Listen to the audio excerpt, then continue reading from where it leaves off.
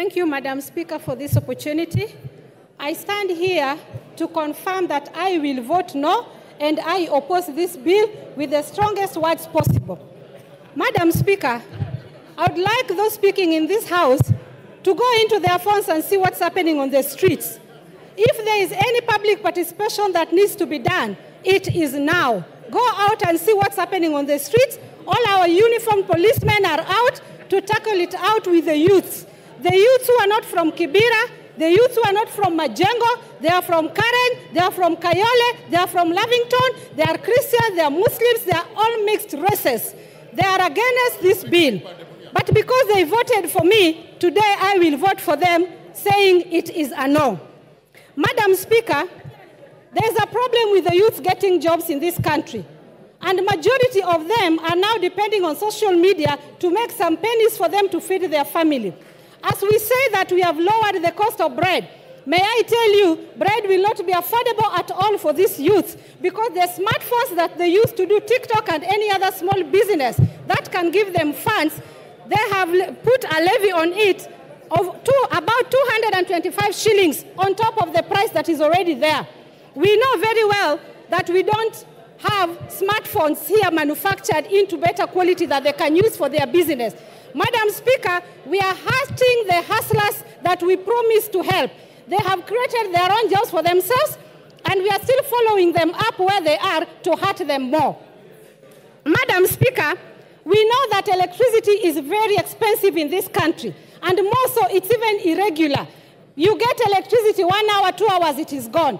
Madam Speaker, we have put an extra levy on the basic solar system batteries, meaning that if you can't get Kenya power, sorry, you cannot get solar. What else are we trying to tell Kenyans? What are we telling investors? That go to hell.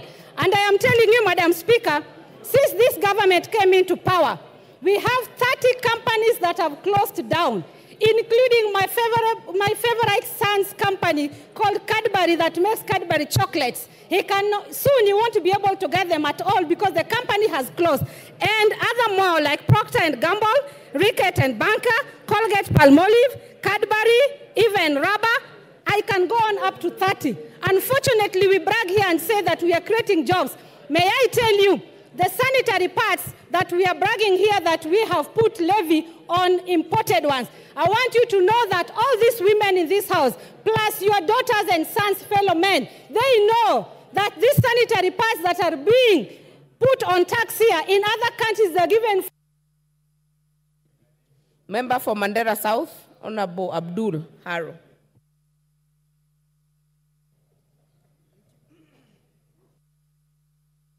Give me the mic.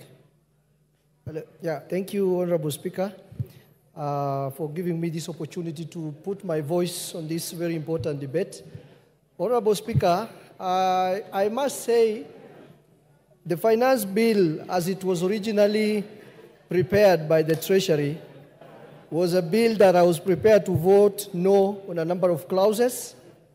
But thanks to the Finance Committee, which has listened to stakeholders and has come up with a raft of proposals that are recommending to amend the finance bill as it was originally mentioned. Honorable Speaker, there are quite a number of areas which are directly important to my constituents, although the entire finance bill is important to my constituents, but there are a number of areas which are directly important to my constituents, and those areas have been proposed in the Finance Committee report after listening to the stakeholders for amendment. Particularly, the 16% VAT on bread is very important to my constituents, and I'm happy it has been dropped. The 2.5% vehicle tax is very important to my constituents, and I'm very happy it has been dropped. The excise duty on edible oils is very important to my constituents, and I'm happy it has been dropped. The money transfer and foreign exchange tax has been dropped. The eco tax on diapers and sanitary pads, which have been dropped, is important to my constituents.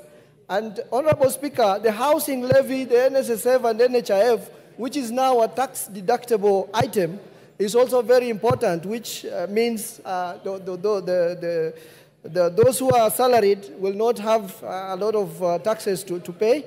And Honorable Speaker, The proposal to amend Data Protection Act for KRA to access our data has been removed. That is also an important